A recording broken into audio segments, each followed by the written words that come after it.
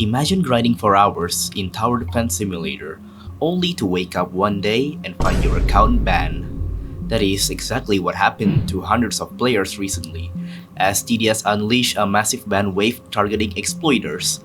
But what action causes you to be banned, and how can you avoid becoming its next victim? In this video, we will break down everything you need to know about the TDS Ban Wave. From the new anti-cheat system to the hilarious excuses players are using to appeal their bans. Let's dive in.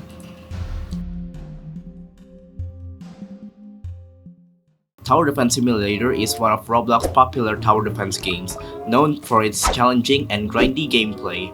But recently, the developers decided to crack down on players who exploit the game. Exploiting in TDS typically involves using external scripts to automate grinding for currency, experience, or wins, giving player an unfair advantage over those who play legitimately. The developers have had enough of this behavior and rolled out a new anti-cheat system to detect and ban exploiters. But how does it work, and why is it so effective? The majority of bans are targeting players who use a script to automate grinding for currency, experience, or wins. These players often leave their account running 24/7, all that so they can get on top of the leaderboard.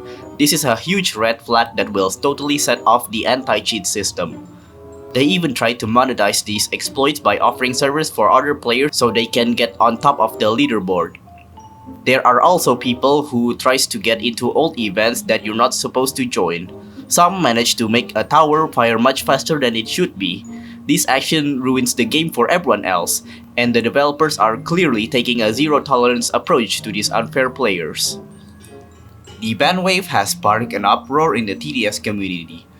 On one hand, players are celebrating that exploiters are biting the dust after what they did. On the other hand, players who got banned are totally not happy that they got banned from doing things that they're not supposed to. Because so many people got banned, they tried to contact many moderators of TDS, including myself, and ask for a ban appeal. But I've been told that if they have been banned for macroing using a software like Tiny Task, I could ask the TDS community manager to get them unbanned. However, if they're banned for exploiting, which will happen if you use a software that directly injects code to your game, then they're not eligible for appeal. There are funny excuses people are making to appeal their ban. My dog used an exploit on my account. I've got hacked. It wasn't me who exploited. It wasn't me. My little brother did it. The unfortunate truth is that even if these statements were to be true, which is unlikely, it is still not valid excuse for you to get unbanned. Now let's analyze here. When you get hacked, why would the first thing the hacker do is exploit in TDS? That just makes no sense. But also because you're the owner of the account, you are responsible for whatever happens to your account. If you don't secure your account from anyone else, then anything that will happen will be your fault. It's much like how your parents will be responsible if you steal from someone as a 10 years old. You can't be held liable because you're too young. In this case, you are the parent. Now, as a moderator for TDS, I have received several DMs and tickets from many people begging for unban. Some are completely being honest about exploiting, and some are blatantly lying. I will not name the people who contacted me to try to get unbanned, but I will say what they say to me. I got contacted by someone who claims to be a friend of an exploiter who recently got banned, and he explains that his friend did exploit. He paid $300 to someone to exploit on his account so he can get the champion name tag. I have a very strong suspicion whenever someone says that they're just a friend of someone who got banned, because I think they're just an alt account of the person who got banned and act as a friend of themselves. Of course, I told him if his account uses exploit, then the ban will be the responsibility of the true owner of the account, even if the true owner didn't exploit at all. There was also someone who claims that he wasn't exploiting on his account, but he gave his device to his classmate and asked him to grind TDS for him. But he claims that his classmate is the one who's exploiting, not him. So I tell him that it doesn't matter who exploited on his account. He should not give his account to anyone else and keep it secure if he wants to be 100% safe. I'm not sure if this person actually has a classmate who exploit on TDS. All this story is overused to the point that it's pretty easy to tell if it's just a lie or not.